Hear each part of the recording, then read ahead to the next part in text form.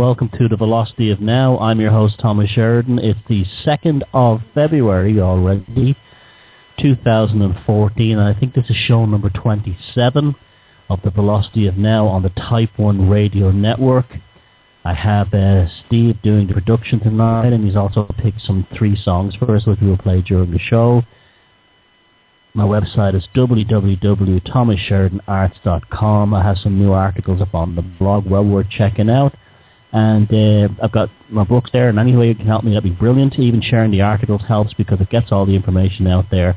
And it helps me too as well. So knowledge is power, and I do hope you can join me and stay with me and be with me on this amazing journey at this amazing time in history. And it really is an amazing time in history.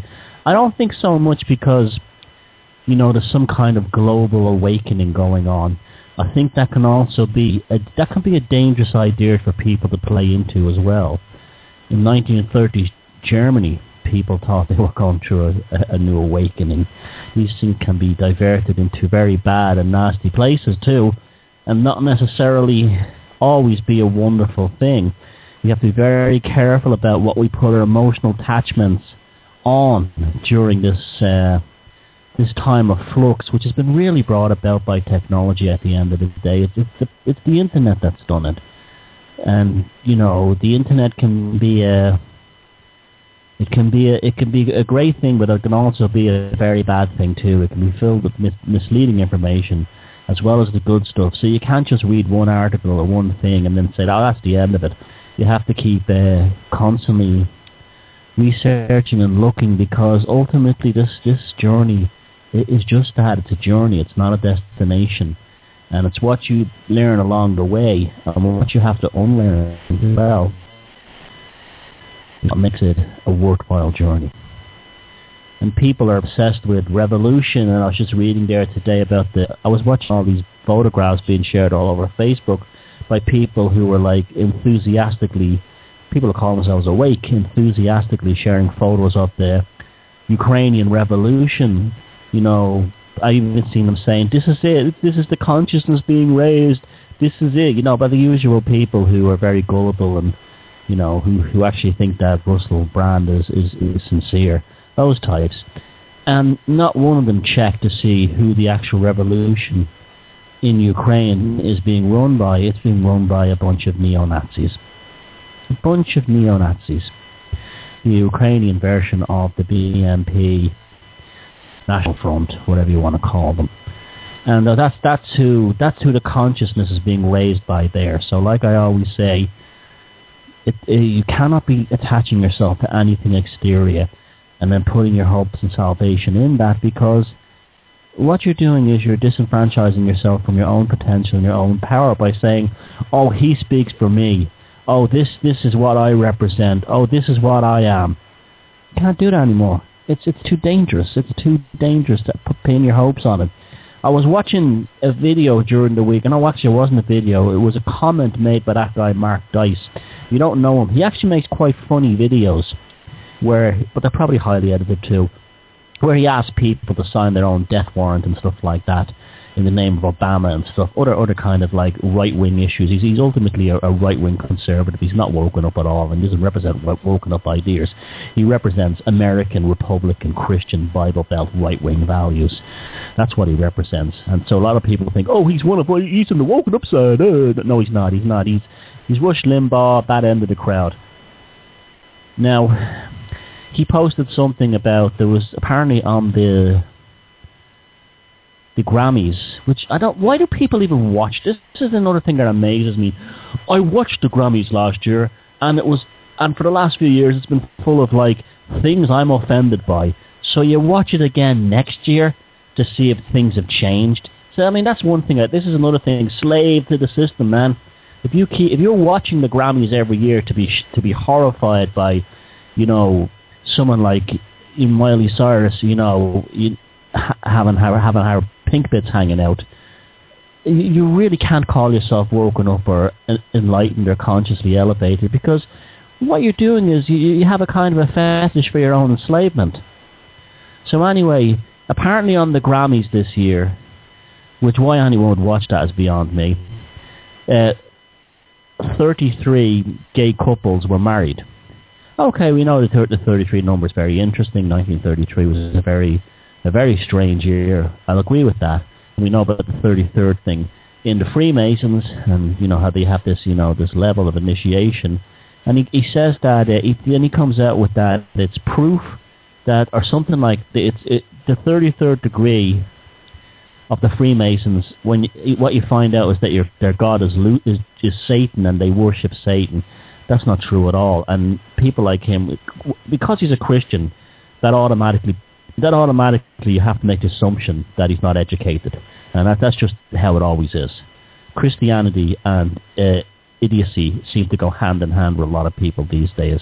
The days of Christian scholars like C.S. Lewis is long gone, folks, or Catholic scholars like J.R. Tolkien. It's long gone. That was all lost in the days of the Bible, when the Bible Belt and all that crowd took off. Idiocy took over Christianity, and so what he was saying then was that the Christians, the Christians were going to be destroyed in a kind of a genocide by homosexuals. So a homosexual gay army was going to attack and destroy the Christians. And then people were actually agreeing with this, like, yo, it's true. These people think they're awake. They're almost so awake now, but I'm agreeing with redneck Bible Belt bullshit. And so it was just like, here we go again. What will it take for people to stop identifying with the bullshit of the past and then pretending that they're living with they're involved in a new kind of way of thinking? The reality is, folks, that if you want to wake up, you've literally got to strip yourself down to the blank canvas. And by that I mean it's like you have to wipe the slate clean, and then you have black with no chalk on it. Because that includes your cultural programming especially. So, you have to make sure that your belief in, say, shape-shifting lizards isn't a result of TV science fiction shows back in the 1980s called V that somehow got into your brain. You have to believe that, in Aliens, did that come from something that's genuinely sincere, or were you programmed by Star Trek and the rest of it? It's a clean slate, and you have to. And the same thing with the Christianity thing.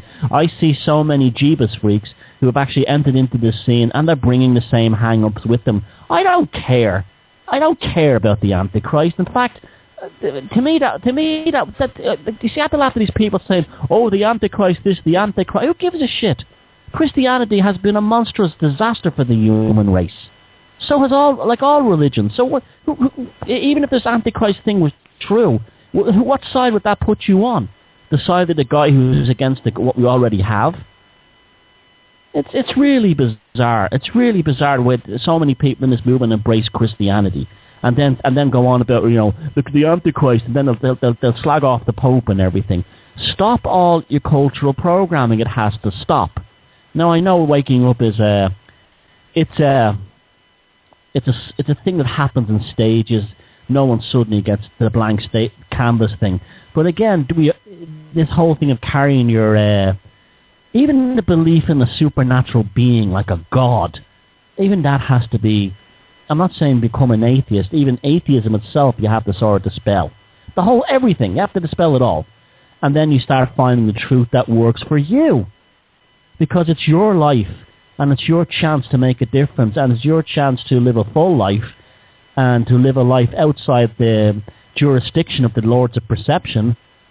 And that includes sitting back and saying, right, what's bullshit and what isn't in my life. And not because someone like Mark Dice tells you that the world is, the world is about to be all taken over by a bunch of gay guys on the side of the Antichrist. I mean, I laugh when I see that. I mean, when I saw that, I burst out laughing at the sheer stupidity of it. I just have this image of all these gay guys charging into battle. I'm not to stereotype anyone, alongside Lucifer. It's just, I think of what was his name in that movie, that actor that was in the Rocky Horror Picture Show. He was also played the devil in that movie with Tom Cruise, Legend, I think it was. And that's where I pictured the absurdity of it. And all of that is cultural programming. And coupled with Bible Belt bullshit. And we don't need either of that, because it's going to hold us back. Now, it's a dark kind of year anyway. The days are short, although things are getting better. And people tend to, Tim Curry, thanks Nick, they tend to have this notion that they're in the fence. I don't know where that comes from. It's an interesting dynamic. So my work, I discovered that psychopaths actually have seasonal effects. But it also seems to happen to the rest of us, and the bad aspects of us can come out. And we tend to be very defensive at this time of year, because if you look at it from a kind of a survivalist native kind of way, we'd be at the point of the year where the food would be at the very, very lowest. But at the same time, the first signs of spring would generally happen about now. So you'd start to see the first of the buds coming on the trees. And that puts people in a kind of a smash and grab kind of psychosis, a kind of mentality.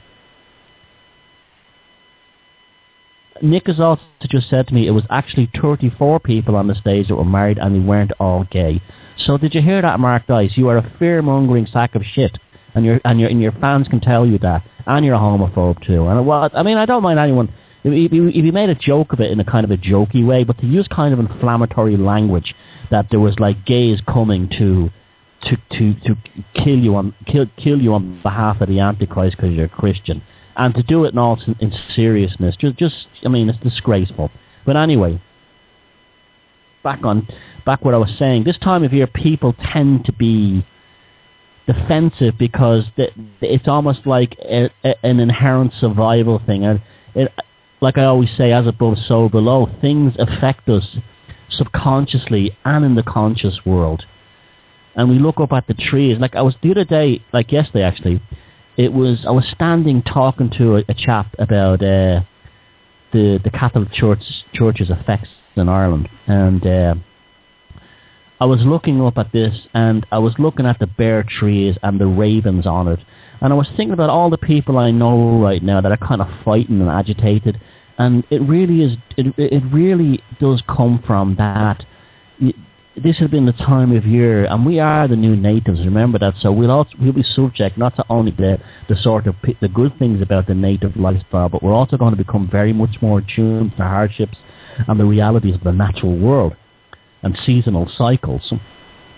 And so I was looking up at the trees, and all there was around was bare branches, a few buds starting to come in, a very cold weather, and ravens, huge ravens, bouncing from branch to branch. And I was thinking about that in the sense of a person who was from a pre-industrial age. Like say a person who was like a native, or going back to the time of the ancient Druids and the Gaels in Ireland, or in any of our countries, you would have seen that raven jumping up and down to remind you that half the reason that raven is in that tree above you is to wait to see if you're going to drop dead of starvation or exposure, so that raven can swoop down and eat you. This is the waking up process. You begin to see the world as a poet. In fact, you should see the world as a poet. If you're not listening to these truther gurus spouting bullshit that belongs back in the 1950s in Alabama. But anyway, so I was watching those ravens bumping around, but it was interesting. It was I was speaking. I'm not kidding you. I can go to places now where I meet people who are switched on. They know what's going on with the world. They know how the system works. They're waking up, or they're woken up, or they're well woken up. I'm meeting them all the time now, and they don't know who I am. A lot of them. They said this conversation just manifest out of like talking about, I don't know, the economy or something. It's happening. It really, really, really is happening, and it's important that we now begin to focus our energies on our own thing, and not waste it on infighting or anything like that. I mean, I know I do my fair share of like that, but that's a lot of has to do is to warn people that you should never ever have gurus or ever have like a leader in that sense, except yourself. And I include myself in that. Like when people say to me, "Oh, Thomas, I hang on to every word," I say, well, buy a pair of fucking earplugs, because you're not supposed to do that. I could be wrong. I'm just throwing that stuff out there, and if it works for you and it helps you, that's great. If it clears the smog for you, that's wonderful too as well. But ultimately, I'm not speaking on behalf of you. Only you should ever speak on behalf of yourself. And so that's why we have it's a call-in show today. If you want to call in, the number is listed on the page above. You go to the Blog Talk page, you'll see the number there calling from the US. It's a low-call number. And also you can, if you're outside the US, you can click the wee Skype button there at the top and call in and have a chat. Because even if you want to defend that kind of stuff, go ahead, because I don't, unless it's vicious or it's personal, I'm quite open to criticism of anything, my work or anything like that, once it's done honestly and not just to be, a fanatic defending themselves or someone just starting trouble. So I'm cool with that. I try to be as open and free from censorship as possible, because I like being wrong. I like being corrected. That just means that I've less bullshit in my mirror. So yeah, it's been kind of bleak weather. I've been very, very busy working on the next book. I've been, in fact, very, very busy, but it's always a pleasure in so many ways, because it takes you off on tangents. It takes you off on journeys that are very surprising, and you always learn something new. You always learn about things that you never knew about, and you start thinking about things you already know about in different kind of ways. Like the work I'm researching at the moment, I don't want to give away too much yet because it's still kind of embryonic. But anyway, it's taken me off onto a path to start looking at the 1930s in terms of cinema and movies and things like that. And it's so interesting to see how people's consciousness were changed by the flip from black and white to color movies. It's very difficult when you've been born all your life or grown up all your life watching color movies, how it must have seemed to people who went to the cinema. And the cinemas are very mystical places. Well, they should have been. They used to be. And this is why they were given names like Odeon and Forum and Adelphi and these kinds of names that had kind of, they rang of kind of Greek plays. That kind of, they had these kinds of names that alluded back to those days. And you were like an oracle. You sat in the dark. I can remember when I was a kid first going to the cinema, I found it a very hypnotic and a very mystical experience. I have to say, I really did.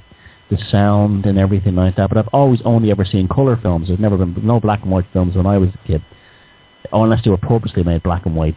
But in the 1930s, people would have went through a kind of a psychedelic experience in the cinema when they stopped watching black and white movies and the first color films came on. Now, a very good insight into how their consciousness might have been affected would be watch The Wizard of Oz. The Wizard of Oz movie begins in Kansas in the black and white era, and it's a black and white film, and then Judy Garland enters into a world of color. And the first time I saw that film, I was even, wow, what an amazing effect. It was really quite startling, the colour that it went into. Brilliant piece of cinematography and a trick, a masterly spell by the directors and the filmmakers. But that would have affected people's consciousness in a whole way. I mean, you would have went into that cinema in the dark. Remember, there was no television at home back then. People only had the radio, or the wireless, as they called it in this part of the world. And they would have not had the same kind of sensory apathy that we have now. These experiences would have been much, much more richer and much more profound for them to walk into a darkened cinema and to see films in colour. And it would have affected their melatonin, and probably even would have triggered a rush of DMT in their pineal gland. It probably did, in fact. But it would have infected everything, their dream states from that, later on, and so forth. And it just shows you can have a psychedelic experience without actually taking drugs. In fact, that's more common than people realize, which is one of the reasons I'm not that hung up on this whole Graham Hancock, DMT, ayahuasca revolution, that we all have to sort of take these things in order to reach states. You can reach those states in other ways. But anyway, it got me looking at film processing and how, I mean, this is what I'm like. I become a little bit obsessive. But it's a good way to be, because I'm always learning new things, and it's good for the show. But I looked at the film processing systems. There was 2 film processing systems. In Europe, there was Agfacolor, which was, and then in America, there was the Technicolor. They weren't rivals as such. They were just 2 different film processing systems that developed on either side of the Atlantic. If you look at the American Technicolor, it's very, very garish. It's very, very intense. The colors are, well, what you'd expect from the Americans. Very full on, and a general blue hue with very, very high tonal values and color contrasting. That would be in the Technicolor system. In the Agfacolor system, because of the film processing system, and also the saturation of chemicals within the actual film itself, the tones were much warmer. They were golden, and the lighting was so much softer. They actually were more realistic. It wasn't until the 1970s that American films started to be made with a similar kind of tonal qualities to give a much more realistic level of light. Now, what was interesting about that was I started pulling films in, American and European films that were color films from the era, and I started doing geeky things like bringing them into, I have a video program here, and changing them to black and white. And it was interesting to see the differences. Like when you change the American Technicolor films into the black and white, the high contrast and the high tonal values created a beautiful, beautiful black and white monochromatic look. Very powerful. And that's where you could see the archetypes of the narrative was in there, and why American films were so much more powerful, because I came to see it in a kind of an allegorical way, that the color processing at the top would have been like the consciousness, where the converting the black and white and just seeing things in purely monochromatic tonal values was giving you a subconscious look into the sort of archetypes within the movie. Very interesting. So you were much more aware of negative spaces and stuff. And even though if you're watching a film in color, parts of your brain, in fact, in more than you realize, because we actually see them. We actually see in black and white, but parts of your brain would be processing the subconscious parts as this high contrast black and white. Now, when you change the Agfacolor film down to black and white, it becomes horrible. It becomes very flat, very mushy. Where the American films in the Technicolor process compared to the black and white, they retained a very strong dynamic. And this may have, and this was actually known by directors back then. The film director John Ford, I believe, he used to film westerns in color and then actually process them in black and white, just because he wanted that contrast in certain scenes to show the vastness of the West. And I think he also used polarizing filters as well on the cameras to darken the skies. They knew that the actual tonal values of these, even though these films were in color, both the American and the European, the tonal colors, the tonal qualities created by the Technicolor American system affected and played on the dynamics of the subconscious much more profoundly. And I think this, more than anything else, is probably why American films from Hollywood succeeded and became so dominant in the world of cinema. It was almost like a fairy tale idea, that on the surface you have one story, but the narrative underneath is what really controls your consciousness, because it's talking directly to the archetypes. And I think that's what the US Technicolor system did. It spoke to the archetypes through the tonal qualities, which are brains red and black and white. The European Agricolor processing system did not do that, and hence why the death of European cinema took place, and the American system became, all triumphant. And if you look at American films today, they're incredibly tonal and high contrast. They're just like video games. This is how the perception is being played upon us. I can't watch a lot of films now because I find them far too garish and far too fast moving, but they're deliberately like that. We're being hypnotized. That was the ultimate difference between the Agricolor system and the American Technicolor system. The American Technicolor system was much more effective at hypnotizing the audience than the European system was. Now we're going to go to the first song, and it's A House Is Not a Motel by Love. And that was A House Is Not a Motel by Love, picked by our producer Steve, who's picking all the music tonight. And so thanks very much for that. Good call for the first one.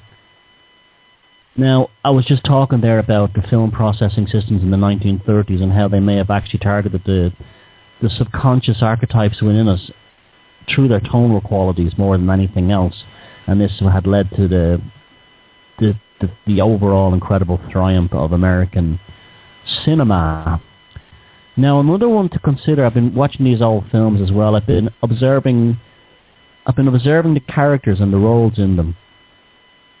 And in both the European and the American films of the 1930s, female roles were stronger by a mile.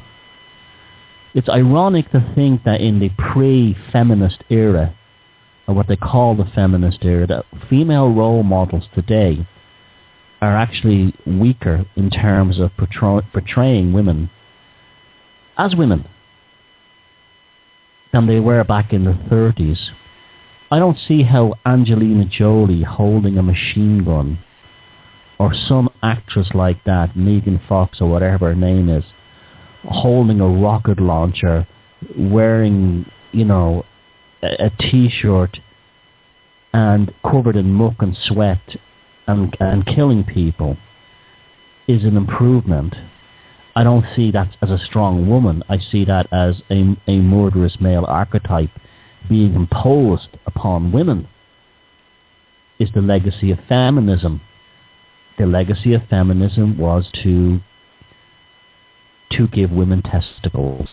That's what feminism achieved. It gave women testicles. Women aren't supposed to have testicles. That's a corruption of the natural duality of the universe. They're not supposed to have balls. They're supposed to be strong, but they don't have to be that way. Some are. I mean, we do have them in history, like you have Granuaile, Grace O'Malley, the pirate queen here in Ireland, and you had Boudica in England, and Joan of Arc, even though she was a nutcase in France. But generally, they were exceptions to the rule. Most women could not achieve that in the same way that most men could not be William Wallace. It's just how it was. Now, we have this kind of, on one side of the Hollywood and the toys and everything else aimed at the kids in recent years, you've had a sort of an increasing sort of a slutification of the princess kind of archetype with girls and women, and men are kind of like soldiers. They're increasingly being primed for NATO wars. The female on the 1930 films are just so much more attractive, but yet they're wearing so much more clothes than the ones you see today. I don't know how anyone could think that Miley Cyrus in that thong, devoid of any kind of curves, with that kind of psychiatric ward haircut, waiting for it to be greased up for the electroconvulsive machine to be put on her head. That's what she looks like to me. Licking the top of a hammer. I don't find that sexual in any kind of way. And then you look at the films of the 1930s, and the women on those movies could make a gesture or a look or just even a comeback that was actually incredibly sexually loaded, but not in an erotic, not in a pornographic sense, but in a highly erotic sense. Very powerful. And they were often, they were not men. They were not men as such. They were not males in female bodies. They were women, but they could get men back on different ways. And you would often hear Mae West was quite interesting in that way. She was actually brilliant. I've actually come to see Mae West as a kind of a genius, really. And she was very good at playing all that stuff down. She could dress a man down ego-wise with just a slight comment. And the women in the films, that was generally how they were. And yet they were dressed what we would call church-going today. Now, I'm not asking for it. I'm not one of these people that lives in the past and is demanding some kind of return to family values. I don't believe in any of that bullshit. But there's a power there. There's a power based upon dignity. That's really what I'd put down to. It's a power based upon dignity that has been lost. And the way these women looked, the way they wore their hair, even the way they could smile was incredibly sexy. But Miley Cyrus with her tongue hanging out down to her shoulder practically is the most unsexy thing you could ever imagine. It's horrible. It's nothing, but there's this sort of merging of the archetype into this sort of unisex whole. And this is what they want. In fact, I nearly jumped down on my seat when someone quite brilliantly noticed that the police photographs of Justin Bieber, that guy, and Miley Cyrus could be overlaid one on top of the other, and they were almost identical faces. To me, that was one of the most brilliant pieces of internet, shall we say, investigation that you can just do, because it just came screaming through. There it is, folks. The triumph of the unisex person. I have a caller on here, but you just hold on a second there for a caller while I just want to finish this train of thought. So I hope you can hold on. But yes, it's interesting. When I wrote the book Anvil of the Psyche, I was very well aware that the Lords of Perception had modified us. Our flesh has been modified. Our psychology has been modified. Our subconscious has been modified. We have been genetically modified in the same way genetic plants have been modified. We are the same. And when people say, I won't put anything, I don't want any genetically modified organisms in me, well, folks, you are a genetically modified organism. That's what you are. That's what you are. You are a genetically modified organism. And you can see it all the time, and you can see this is where it's stage one towards the transhumanist thing. Every aspect of our identity must be stripped down to a basic kind of unisex archetype with a warped sense of sexuality that's devoid of any kind of inner strength, that's based upon a lack of complete cognitive awareness and a false notion of what strength is. And from that, they can begin to build the transhumanist and post-humanist monster that they desire going forward. It's not a blank slate. It's a stripped down to an intermediary stage. And that's why I don't say to people, don't watch TV or don't watch movies. You can often do these things, and it's just that they personally don't interest me. I don't find anything inspiring on movies and TV anymore. But they are worth watching just to see what's been happening to us. But we're being stripped down to a kind of it's really alchemy. It's really alchemical. We're being stripped down to the base metal of what it means to be a human being, and from that they're going to build their golden transhumanist monster. In fact, Aaron Franz Aaron Franz on The Age of Transitions talks a lot about this now. You should check out his work and check out his film, The Age of Transitions. The caller is on the line now, I believe. You can let the caller on, please, Steve.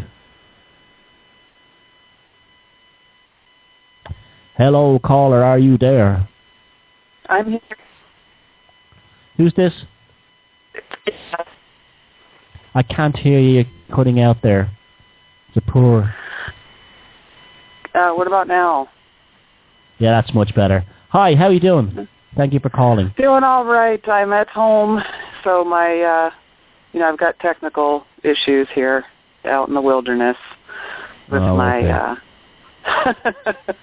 lack of cell phone access and satellite internet from hell. So I've heard just sort of part of what you were talking about, and I think it's well worth thinking about what's going on here. Our identities are changing before our eyes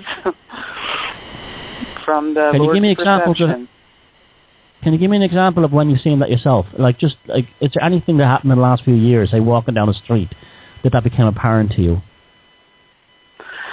Well, basically just the way children, especially young girls, are dressing, and it's because it's all that is available to them in the stores. If you want your little girl not to dress like a whore, you have to make her clothes for her. Because all that is available in the stores are, miniature whore outfits. It's appalling. And what I saw the other day? I saw a baby outfit that was a skeleton. Wow. Like a baby pajama kind of thing, for an infant. In the window of a baby clothes shop, and it was a skeleton. What does that say about the baby? The baby is dead? I don't know. Wow. Yeah.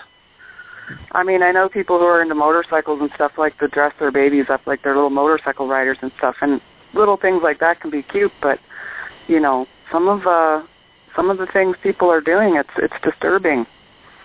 It really is, especially with the little girls. But I think these days we used to always just see women objectified sexually in the media, but we're seeing that for men now too, a lot more, and for boys. And so, that came on, I think, with the boy band era. That began to change our perceptions about boys and men being objectified sexually in the media, and then it just snowballed from there. Even my son, he's 8 years old, and I am constantly reassuring him and everything, and he's skinny. He's 80 pounds and 5 feet tall, but he's still worried about getting fat. And and I don't, I totally support him, so it's not something we're doing. It's obviously messages he gets at school or in the media. You look at the Osmonds. You look at the Osmonds in the 70s, and then that was just basically their image was kind of innocent and stuff like that. But at the same time, too, those guys could sing and play their instruments, and they got a lot of flack at the time for being corny and stuff like that.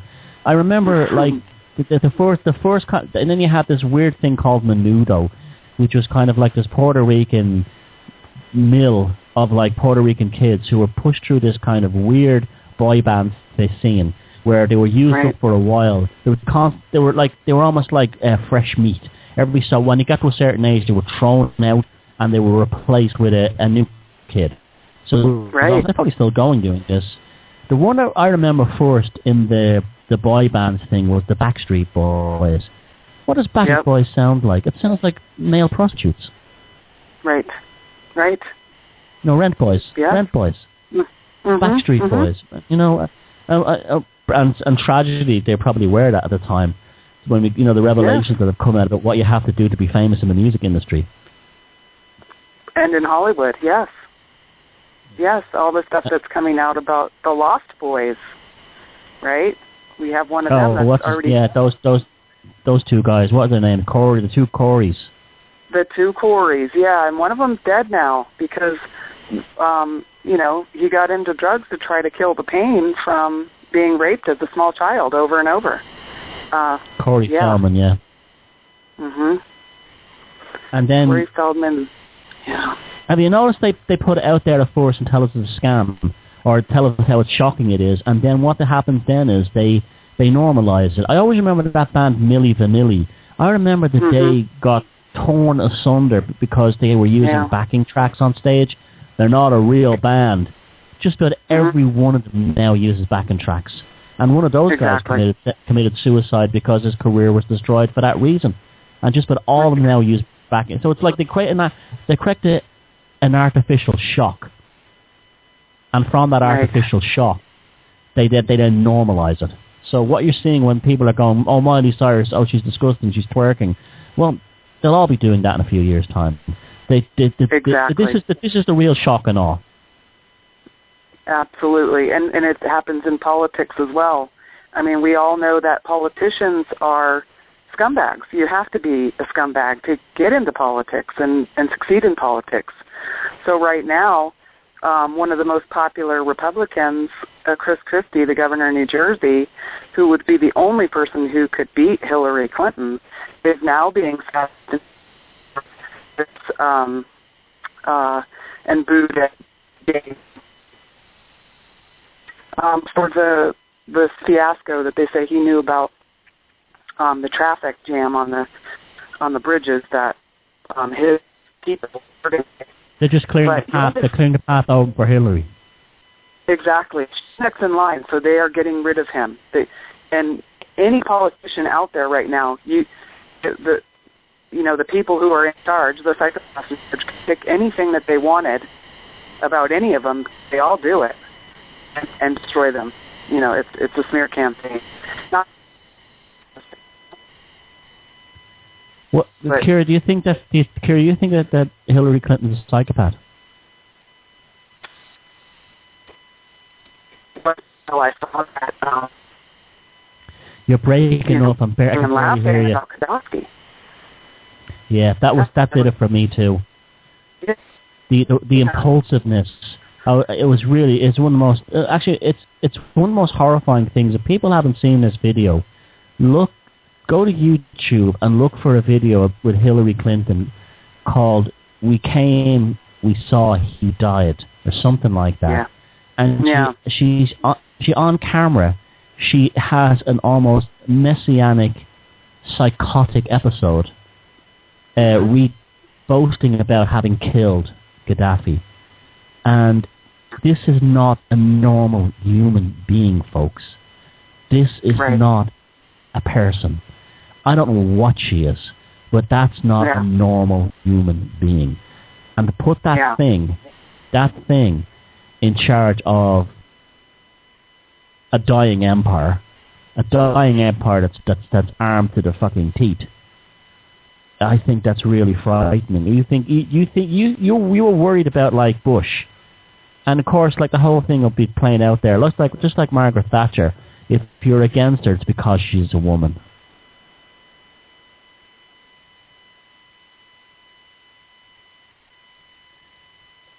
We live in interesting times. I think we've lost Kira then. Maybe we should call back later. But anyway, this thing she was saying about noticing the changes in people. I'll tell you when I first noticed it. It was when I was living in the US, and it was about the early 90s. And I started to notice that the fashions that were being sold to adults, particularly males, the summertime fashions that were being sold by the big chains like Kmart and Walmart and JCPenney, they were like infant clothes for adults. There was a range or a chain of stores called Kids R Us that sold kids, toddlers' clothes, little baseball caps, aimed at little kids. And you could see a father and a son walking down the street wearing the same outfit. It wasn't that the little boy was wearing a man's outfit. The father was wearing the little boy's outfit. And it was seemed to be like a deliberate humiliation of the American male to reduce him to a child. At the same time, I noticed so many American TV shows, the men would cry. They would cry on everything. If Barbara Waters was interviewing them, every male celebrity would be going, "I love my daddy," and start crying.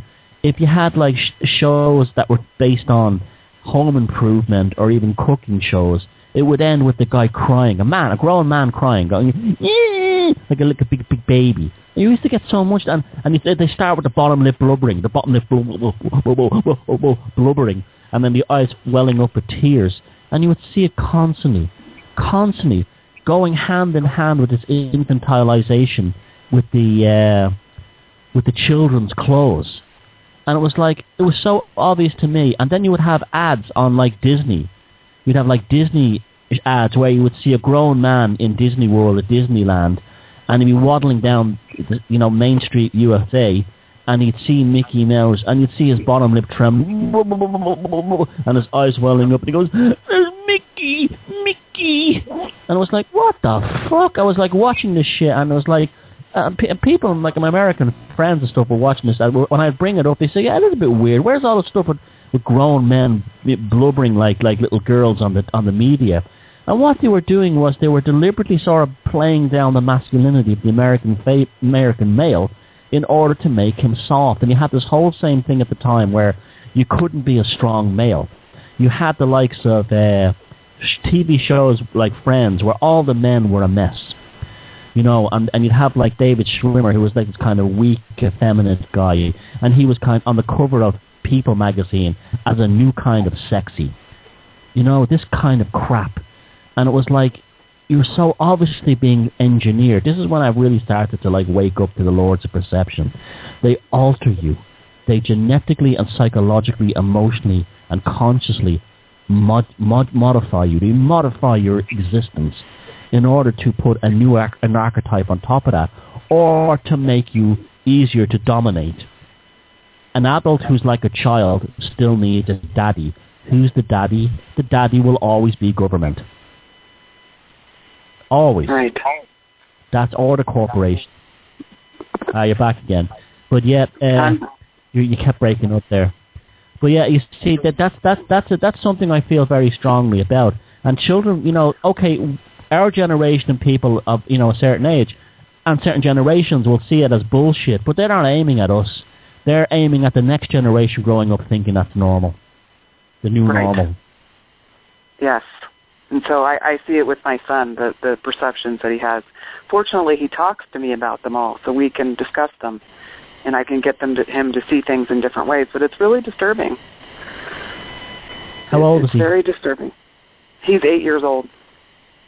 Yeah, he's at that age too. And I'm sure you're aware of the programming he gets in school as well. Oh yeah, definitely. They try to make them all the same, right from the very beginning. And he's American Indian, so he wants to grow his hair out. And every day they tell him he's got to cut his hair. And but the white kids who are sporting long hair, they don't bother them for some reason. And it's the same with employment with my husband. They tell my husband he has to cut his hair to get a job. But the white guy, he's behind the guy telling him he has to cut his hair to get a job. This guy with a beard down to his belly button and hair down to his butt. You can't be an Indian. Yeah, well, that's because you're not allowed the dignity of being a man or woman. Right. You're not allowed the dignity. That's the issue. I mean, that first began, from my observation of it. You look back through history. It began with you look at how people looked right up until the hippies. The hippies is when the stupidity of the clothes and everything came in. Before that, you'd be hard pressed.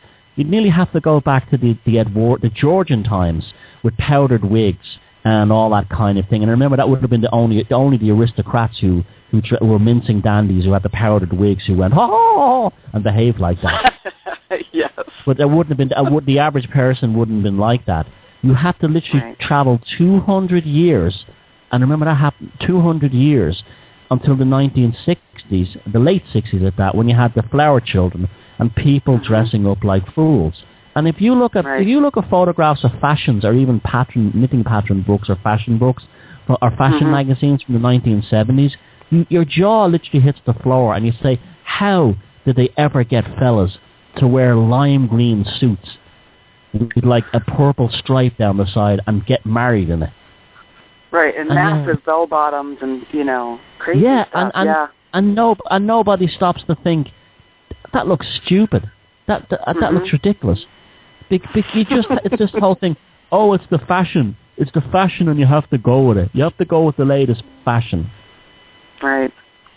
And I think that's why the whole punk movement, they we all looked ridiculous, but we were making a statement about the ridiculousness, I think. I look like a member of The Cure in the 80s.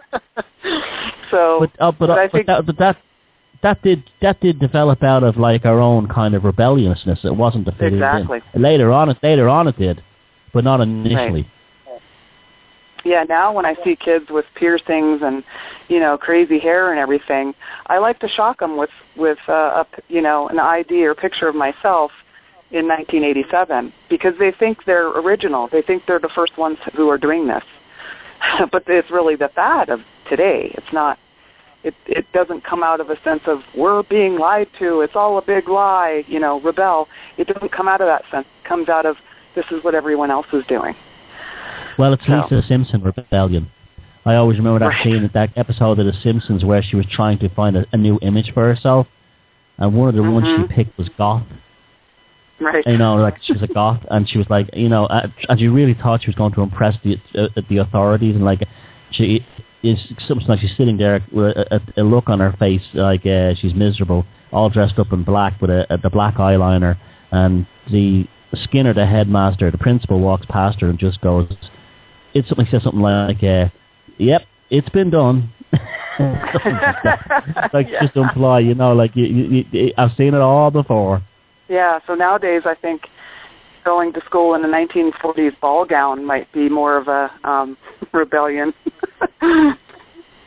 Yeah, that or going in a regular normal suit, or just anything. I mean, even if wearing a plastic bag. I mean, individuality has become a rare commodity these days. I mean, the common currency is conformity, and it's a really tragic thing. It's a really tragic thing that individuality is even. It's always been a problem. Individuals have always been outsiders. That's why everyone should read that book, Colin Wilson's book, The Outsider. It's a very good book, dealing with the idea of the maverick as a sort of an evolutionary thing, which is very true. But it seems worse now than ever. It just seems because the internet has made, and even things like mobile devices, has put the lords of perception not only into your living room, but into your hands. Yeah, every moment of every day. Yeah, but the opposite of that is that you also have access to your community of people who are really looking at things, and you can say, "Hey, are you seeing this too?" And so it's a double-edged type of thing there. It's like I always say, if this awakened experience community, whatever you want to call it, is to mean anything, we have to become the new natives. And that's exactly why they have a problem with your son cutting his hair, because what they're really terrified of more than anything else. And something, they're even more terrified of Europeans going back to their native roots than they are, like, say, North Americans or anyone else, because we are so fucking far from it that to any of us to go back would be the ultimate terror to them, because they've on Europeans they've had how many years? 3,000 years working on us, and they still haven't fully got there yet. So that's what really frightens them. That's why you have to be very careful of these leaders like Russell Brand put out there for them to say, well, you don't have to go on your own native restoration journey. Just take some DMT and meditate. No. Yeah, you sit there while they're easier to catch. And I saw the DMT thing coming out actually in the early 90s.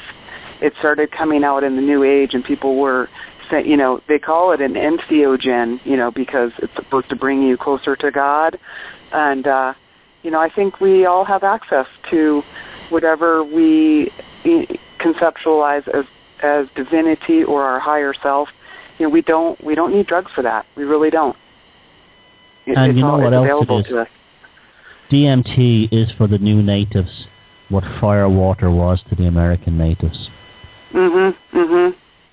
Yeah, and mushrooms and things like that. And mushrooms, yeah. You have to be very careful. You have to be very careful. You can try them, but don't make them a lifestyle.